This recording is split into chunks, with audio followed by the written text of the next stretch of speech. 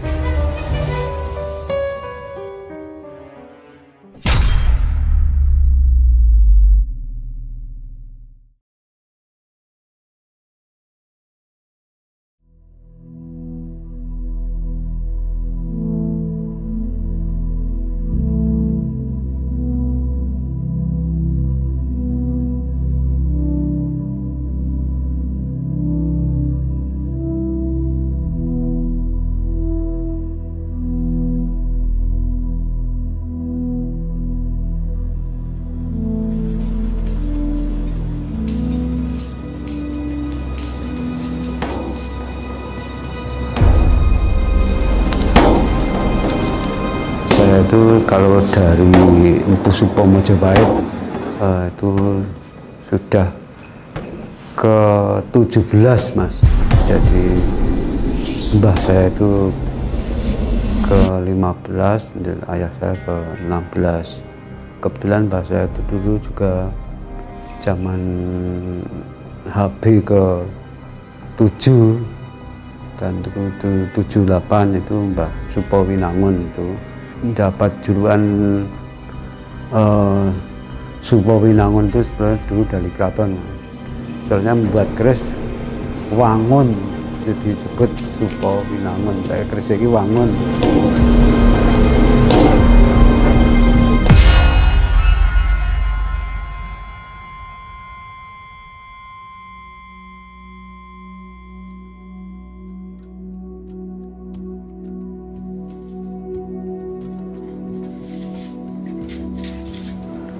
Penyebutan Empu itu sebenarnya orang yang membuat, orang yang membuat, termasuk membuat gamelan itu juga empu, membuat keris juga empu. Misalnya untuk membuat rongkong meranggi, membuat ke tukang kemasan itu gemblak, misalnya seperti itu. Tapi ya sekarang itu kalau yang namanya empu keris itu sebenarnya yang disebut empu itu biasanya dari malah dari yang disebutnya malah orang-orang. Mengapa kok disebut empu itu biasanya ya orang yang sudah menggeluti tentang pembuatan keris dan istilah diakui oleh masyarakat, itu aja.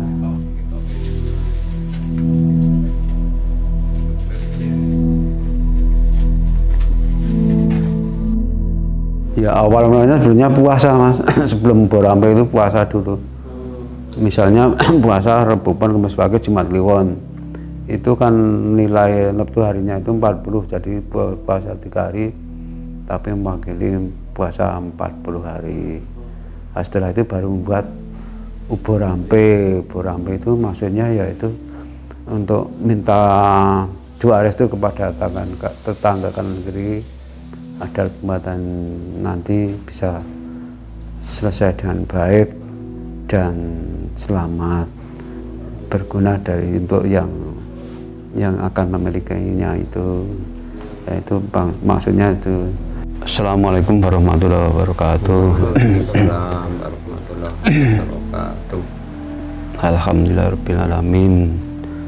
Kula panjatkan puji syukur wonten ngaso dalem Allah Subhanahu wa taala ingkang sampun paring benten-benten kerahmatan hidayah. Jadi ya istilahnya Borampe itu kalau tujuannya itu untuk sedekah pada tetangga kanan kiri itu.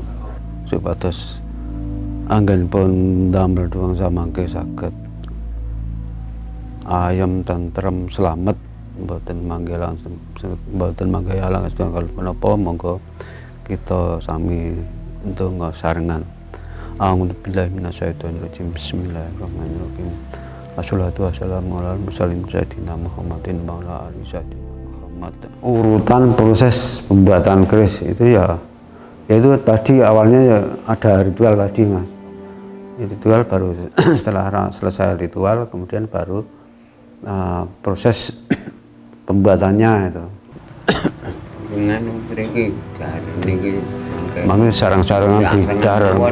Wong ngoten niki mangke istilahipun disedekakke dateng tangga kanan kiri ngoten.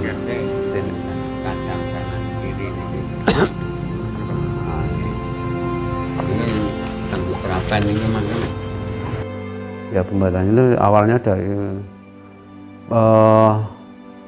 membuat lapisan pamor. Jadi membuat lapisan pamor itu nanti tergantung tangguhnya, Mas. Misalnya di sini kan tangguh ngento-ento. Itu biasanya lapisan pamornya itu 256. Kemudian ada yang tangguh PB biasanya cuma 64. Kemudian kalau tangguh ada lagi tangguh Majapahit itu 2048. Ada lagi tangguh Sendang Sedayu 4096. Terus tiap-tiap tangguh itu beda lapisannya, Mas. Jadi untuk tangguh itu termasuk apa ya? Era atau gimana, Mas, itu. Misalnya ada tangguh Tuban, tangguh Jajaran, tangguh Pakubuwono, tangguh Mataram Senopati, Mataram Sultan Agung, Mataram Amangkurat, kemudian Pakubuwono, Hamengkubuwono, Ngento-ento, seperti itu. Nah, itu. Itu mempengaruhi, termasuk lipatannya juga berbeda-beda, Mas. Ya, ciri khasnya juga agak berbeda, Mas, setiap tangguh itu.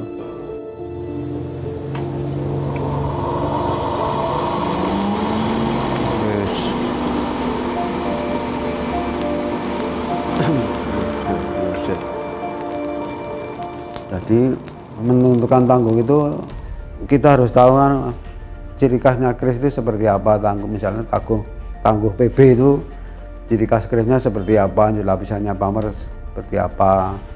Di keris itu ada Mas, misalnya ada Jogja sama Solo beda, Mas. Kalau jenengan datang Jogja, Pak? Saya Jogja, tapi ya harus tahu ciri khas Solo itu seperti apa, Jogja seperti apa, Warongkone seperti apa, kalau Brandah, kalau Gayaman seperti apa.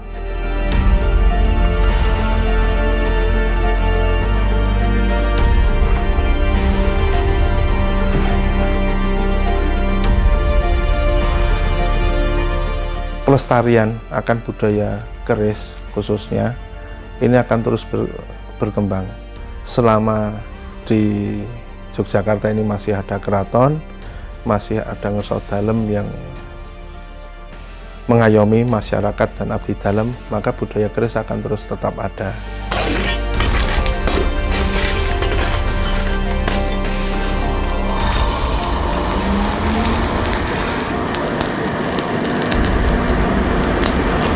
Saya ambil contoh banyak daerah di Nusantara ini yang sudah tidak memiliki keraton, tetapi justru masyarakat di lingkungan tersebut, di kawasan tersebut masih melestarikan dengan tumbuhnya organisasi-organisasi pelestarian tonal sanaji.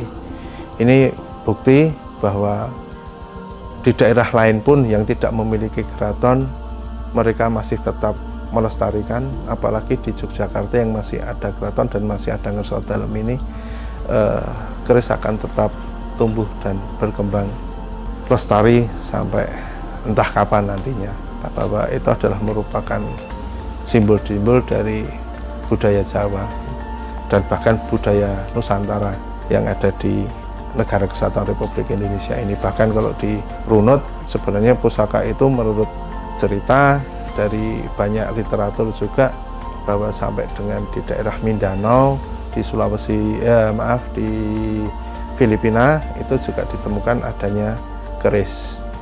Sehingga sebenarnya keris itu tidak hanya di Indonesia saja, tetapi Nusantara itu luas, bisa sampai Malaysia, bahkan sampai Filipina.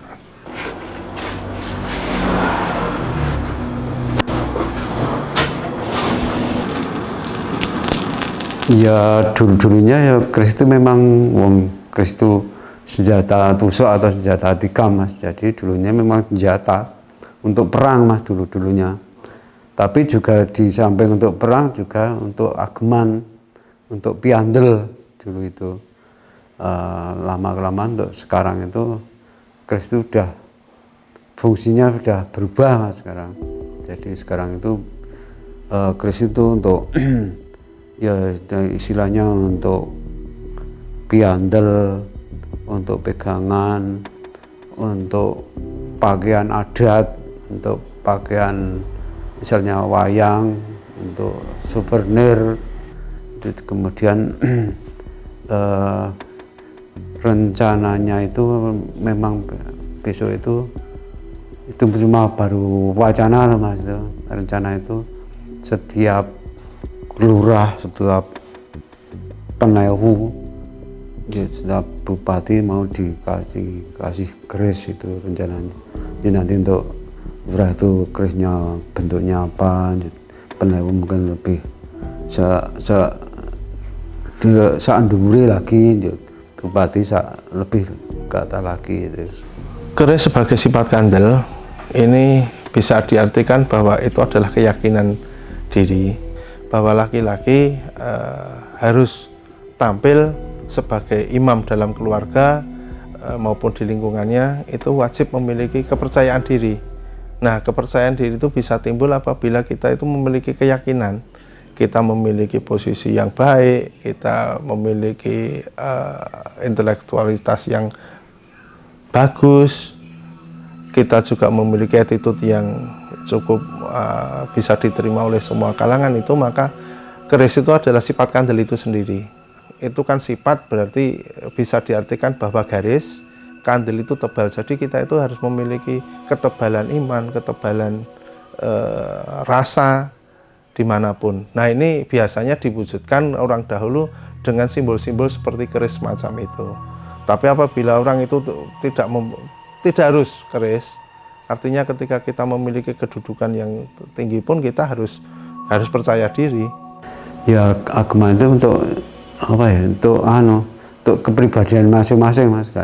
Jadi yang keris yang disesuaikan dengan kepribadian orangnya.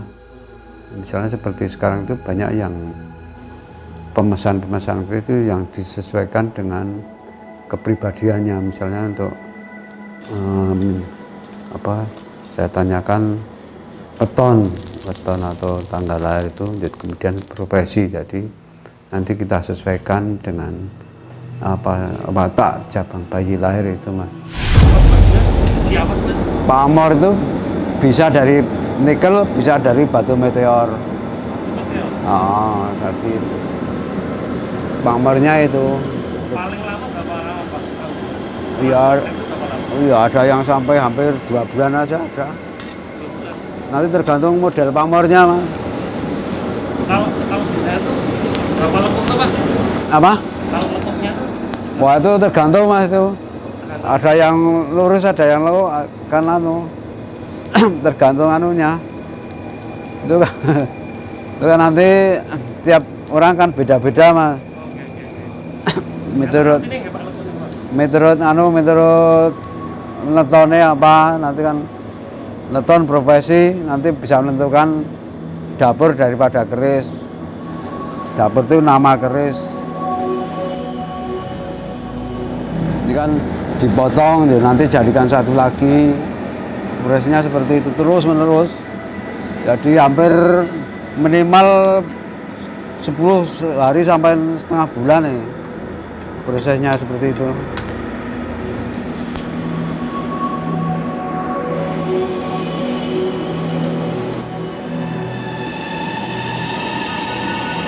Ini kan jadinya seperti ini. Jadi nah, iya. Ini.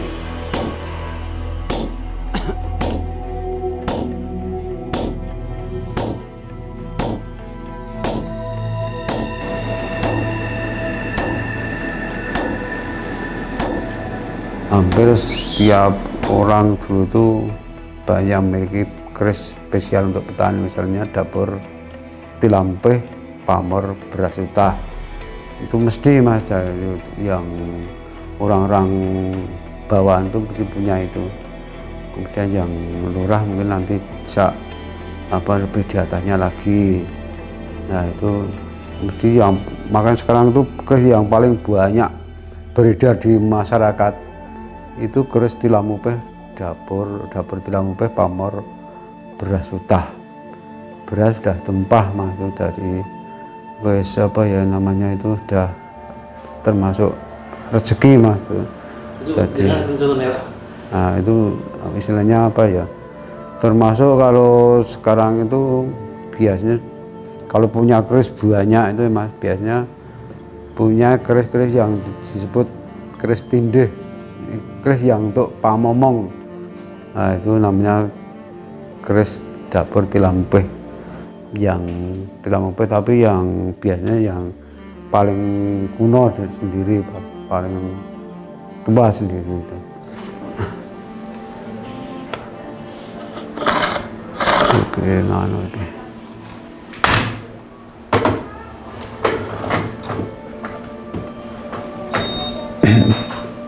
Pas tak warangke Mas, pas kayak diwarangi sih.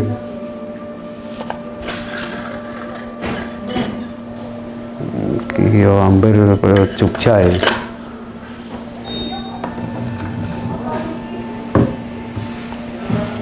Nyak ronggone seperti ini Mas, beda-bedanya. Nah, ini yang PB, ini ronggo gayaman PB Mas nih. Beda Mas, sama. Misalnya seperti ini kan beda Mas. Ini gayaman Solo, ini gayaman Jogja Mas. Ukire ini dedere atau ukir itu nyerkantuk Mas, ini Solo, ini Jogja itu biasa. Ini kan bedanya seperti ini.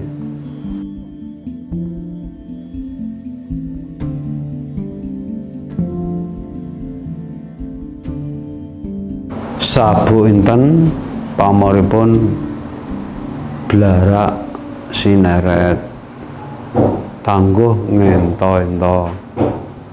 Nek legoe mana nek nggon mencule 1,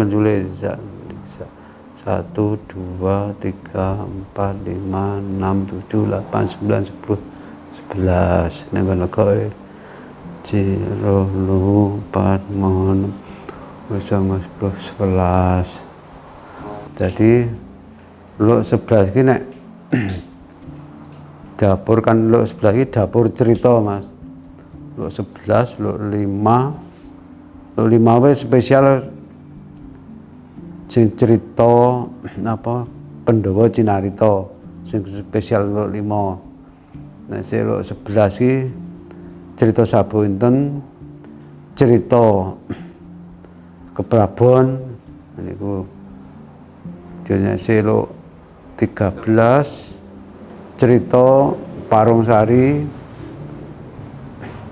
Niku termasuk keris-keris yang digunakake biasane lho Mas. Ana guru, ana pokoknya sing tukang cerita ngono Mas. Terus jenenge wae keris dapur cerita. Nggih, nek ana cerita pamor udan mas biasanya dienggo pengusaha. Nggih, ceritane dapur-dapur cerita misalnya dapur itu ning pamor udan mas iki biasanya spesial udah dienggo pengusaha-pengusaha itu bisnis itu mas. Dapur sengkelat lo 13 mas. Biasanya untuk kalangan-kalangan misalnya Yojo ya misalnya gubernur Pak Sri Sultan itu biasanya duwe keris sengkelat. Keris bagi seorang abdi dalam di keraton khususnya laki-laki ini menjadi kelengkapan yang harus dipergunakan ketika dia menjadi abdi dalam. Namun tidak langsung setiap orang menjadi abdi dalam itu diwajibkan atau diizinkan untuk menggunakan keris. Untuk abdi dalam yang diperkenankan menggunakan keris itu berpangkat bekal anom. Sedang abdi dalam pertama kali seseorang itu menjadi abdi dalam itu berpangkat jajar, itu masih belum diperbolehkan atau diizinkan menggunakan keris. 5 tahun sesuai dengan proses dia menjadi abdi dalam, ketika dia dinilai baik, kondisinya, pekerjaannya bagus, bisa dilantik, diwisuda menjadi bekal anom. Nah saat itulah dia diizinkan, diperbolehkan menggunakan keris hingga nantinya akan pangkat setiap berkala berapa tahun sekali dia terus menggunakan keris. Sehingga keris dipergunakan sebagai kelengkapan pakaian sehari-hari abdi dalam di Keraton Yogyakarta.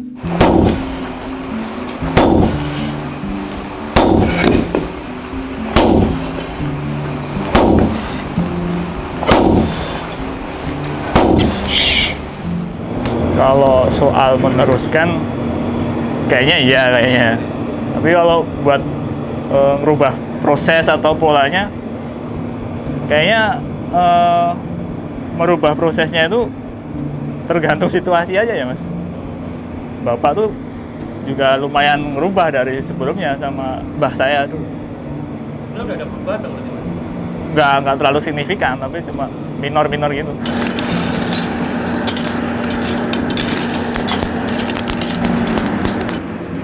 Picture ya.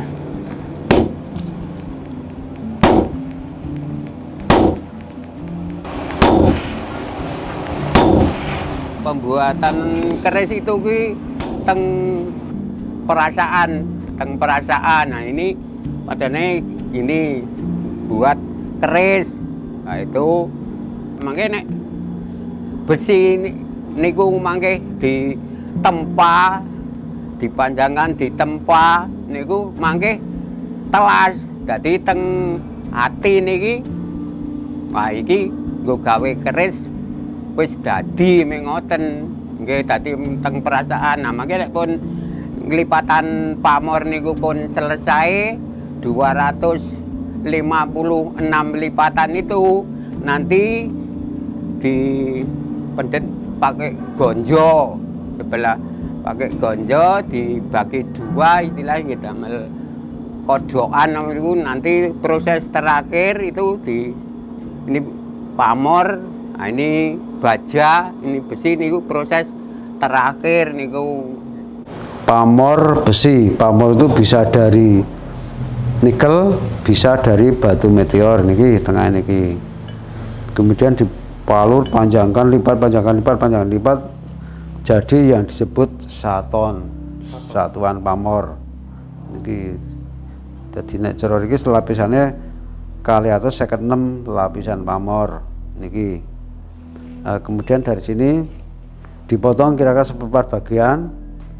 Ini dibuat seperti bentuk U untuk membuat calon gonjo. Ini nanti ini mas ini. Ini dibagi potongannya supaya pamornya sama. Kemudian dari ini sisanya dibagi dua sama besar mas. Nah, dua sama besar gini. Jadi saton ya. Tidak saton tambah baja tengahnya. Nah, ini ya, dipijer dari satu Ini yang disebut kodokan. Ini namanya kodokan, Mas. Nah, dari kodokan kemudian dibuat besi ini.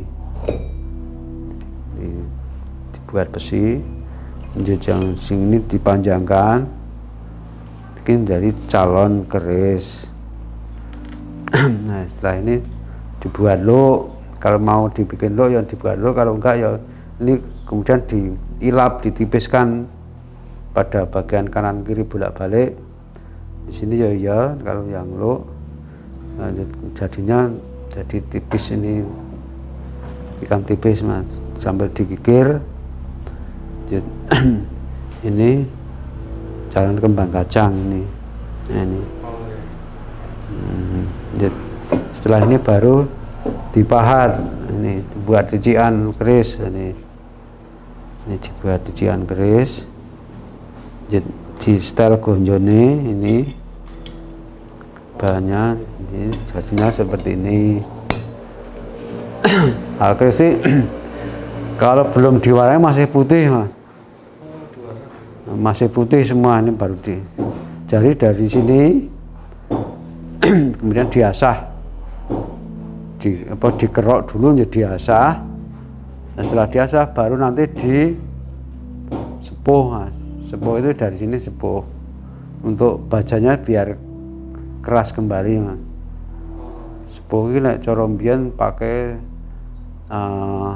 air untuk sumber 7, Mas, sumber 7, misalnya dari Sendang sana 7 baunya.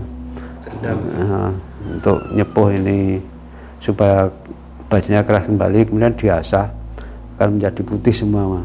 Putih seperti ini. Baru nanti setelah ini dijeruk nipis kira-kira 1 hari 1 malam 24 jam untuk membuat pori-pori daripada besi dan baja ini. Nah, setelah itu baru diwarangi. Diwarangi itu nanti yang besi sama baja akan kelihatan hitam, yang pamor akan kelihatan putih. Nah, itu yang corak itu ya, Pak? Nah, iya, nanti ini di samping itu juga sebagai coating, supaya enggak cepet karat. Nah, setelah itu terus diminyaki itu dikasih warongkonya ini. Nah, itu kira-kira prosesnya seperti itu, Mas.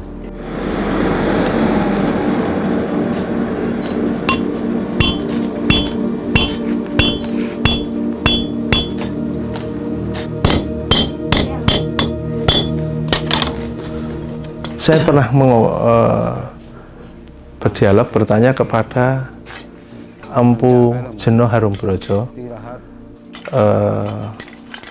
ayah ataupun paman dari Empu Sungkowo di Nggadak Sumberagung, Moyudan, Sleman, sekitar tahun 1990-an. Saat itu saya bertanya kepada beliau, apakah orang dahulu itu memaknai keris seperti apa. Beliau menyampaikan, almarhum menyampaikan bahwa tidak dahulu, tidak sekarang,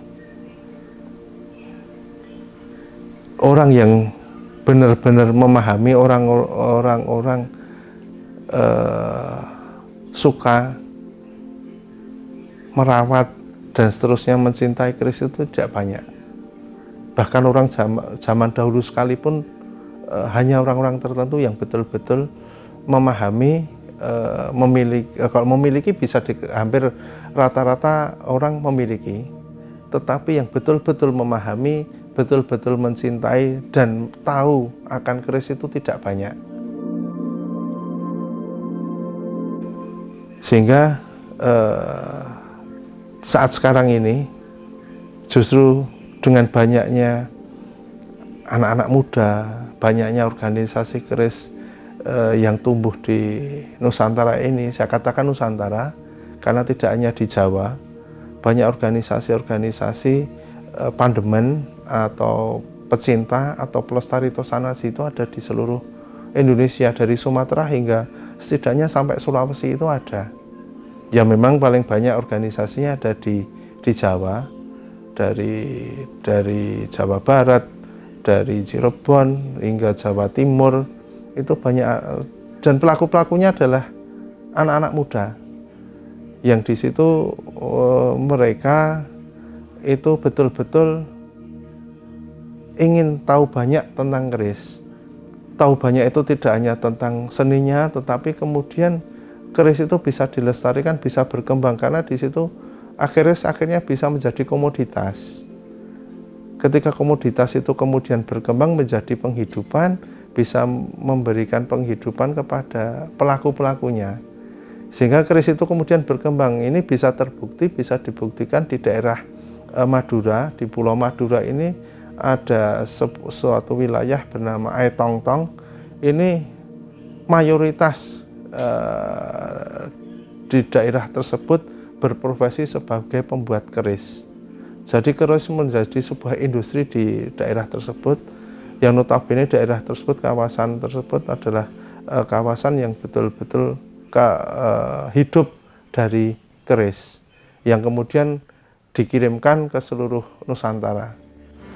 Kalau setelah saya mati, Mas, sekarang setelah keris itu diakui oleh UNESCO, justru malah semakin semakin diminati oleh masyarakat. Ya sebagian ada yang menjahit, tapi banyak yang kalangan anak muda sekarang banyak yang mulai istilahnya menekuni, Mas. Tadi soalnya sekarang di samping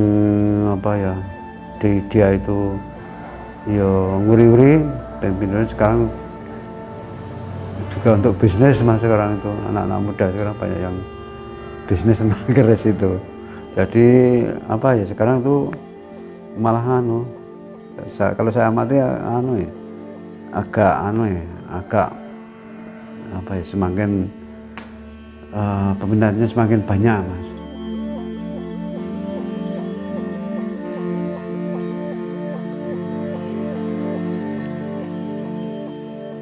Itu misalnya dari Madura itu kayak pabrik, Mas. Itu mengurangi esensi budaya kerisnya nggak? Itu sekarang istilahnya bisnis toh, Mas, bisnis. Jadi pembuatan secepat mungkin itu. Kalau sini kan masih nguri-nguri tradisional, Mas. Karena sekarang udah ada alat, misalnya ada mesin, misalnya seperti itu. Bahan bakunya juga beda, Mas. Kalau dari Madura itu kan cuma pelek sama knalpot itu, Mas, bahan bakunya. Jadi so cepet, Mas, itu. Cuma ditumpuk-tumpuk, dilas, palu, dipijer itu, Mas, itu. Langsung dibuat keris itu. Kalau jenengan beneran rencana untuk modernisasi gitu, Pak? Saya mau melestarikan yang tradisional itu, Bang. Supaya jadi keris itu nanti kalau udah lain modern semua kan aslinya yang kayak apa nggak tahu tuh, Mas. Maka saya nguri-nguri yang tradisional. Ini makna dari sebuah keris ini yang kemudian berkembang dari sebuah benda budaya, kemudian berkembang menjadi benda komoditas yang bisa menghidupi banyak pihak. Ini keris yang saat sekarang ini. Jadi bagaimana orang dulu dengan orang sekarang, malah justru saat sekarang ini keris baru naik daun, katakanlah seperti itu, karena banyak pecinta, banyak pelestarinya, banyak tanda kutip pemain-pemain yang turut dalam kegiatan pelestarian Tosanaji atau keris tersebut. Ya, keris itu sebenarnya kalau sekarang ya banyak yang Mas. Sekarang itu banyak ada unsur seni. Kalau mistis sebetulnya ya semuanya kita minta kepada Tuhan Yang Maha Esa, supaya keris itu bisa selaras dengan yang memilikinya itu. Jadi ya kalau sekarang soalnya itu ada hubungan budaya, Mas, sekarang itu. Jadi kalau dikait-kaitan dengan misalnya kalau mungkin dengan agama ya sekarang, tapi agama yang lebih maju sekarang itu kadang-kadang ya ada yang menyebut musyrik itu Mas, tapi kalau saya kan megang budayanya itu Mas.